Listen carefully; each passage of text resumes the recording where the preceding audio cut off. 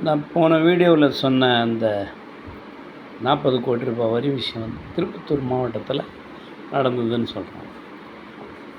சாதாரண ஒரு வேலையை செய்கிறவங்க அவங்களுக்கு எப்படி இப்படி உள்ள இருக்கும், ஜிஎஸ்டி எந்தெந்த வரியை போட்டு இந்த 40 கோடி வந்திருக்குதுன்றோம். பயப்படுறதுல அர்த்தம் இருக்குது. ஏன்னா படிக்காதவங்களுக்கு ஏதாவது ஒன்று வரும்போது அதனுடைய என்ன விஷயம்னு தெரியாது இல்லையா? அதனால் அந்த லெட்டர் எடுத்துன்னு தான் தெரிவாங்க, என்னப்பா நான் எனக்கு இவ்வளோ போட்டுக்குதுன்னு. அதனால் ஒன்றும் பயப்படாதுமா.